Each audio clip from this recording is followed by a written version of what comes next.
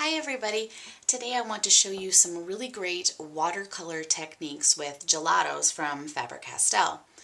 Watercolor is incredibly popular right now in stationery, and now it's starting to make its way into paper crafting, and so I want to show you some really quick and easy ways to make some beautiful watercolored parts.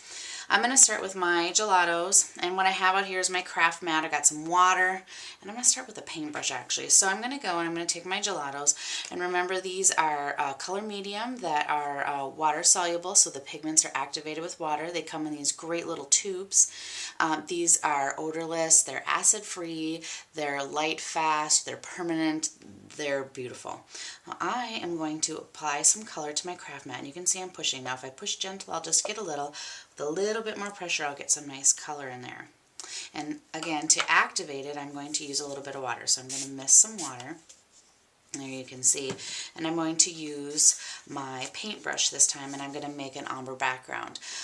When I'm doing these more water heavy and watercolor techniques, I'm using some watercolor paper.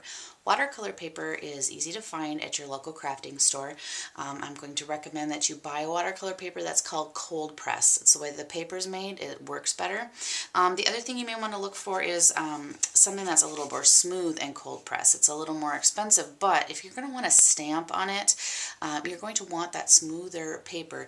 You can see the texture on this. If I tried to stamp a sentiment on here, I may have difficulty getting it to show. The other little trick with this is there's two sides to the paper. One side's a little more toothed and the other side is a little less. So when I'm doing stamping, I'm going to use a little bit less. So let's go ahead back in here onto my watercolor paper with my paintbrush, and I'm going to just pick this up and go ahead and I'm just going to brush it across the top. And you can see I already ran out of water, which is fine because I want my darkest color to be up at the top. And then what I'm going to do is I'm just going to continually add a little bit more water as I go, so that I have the ability to make the color fade as I'm working towards the bottom. So I'm just going to add more water and more water so that I can fade this out.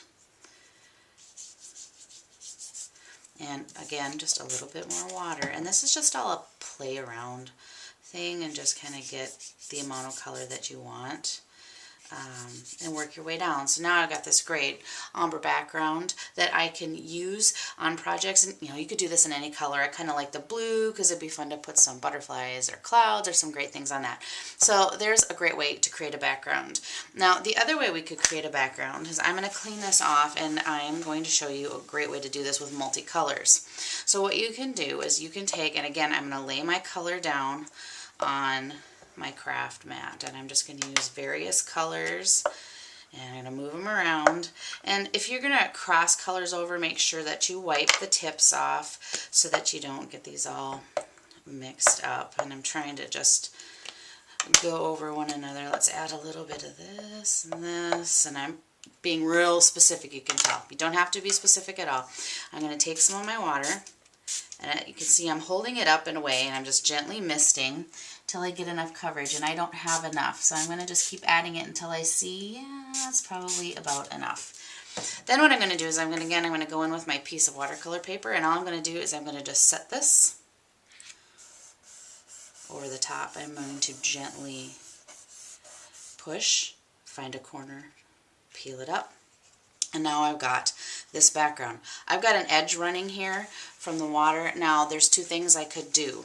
I could leave it and let it dry like that and use a heat gun to speed it up. I could also just take a corner of a paper towel and grab that little bit of color. There's not a lot of color there, it's pretty soft, so I may go back in and put some darker colors down. So let's try these darker green and a little darker blue.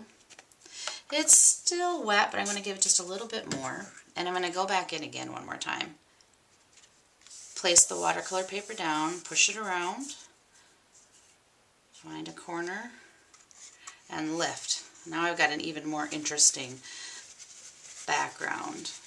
I'm going to remove a little bit of the color there. And here we've got this really great background. You could also do this with a solid color, which would be really great. Let's wipe this up and let's do another color, just a solid wash. I'm going to put color down. This blue was really great. I this was a good color. I'm going to activate it with some water, maybe a little bit more. Take my watercolor paper, push the paper down in,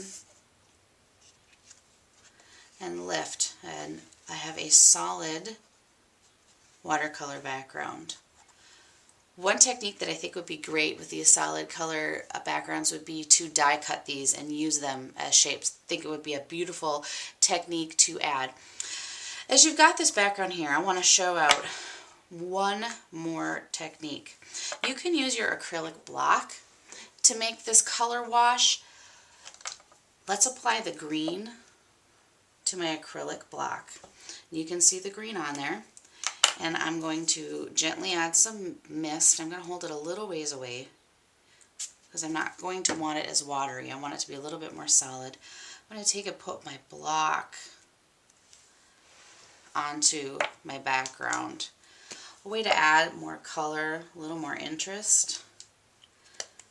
I'll do it one more time. And I'm misting farther away with less water because I wanted to keep the color more solid. That time I added more water, so I got this interesting look. So there you go, some great ways to make watercolor backgrounds for your next project using Gelatos. Have fun making beautiful colored backgrounds.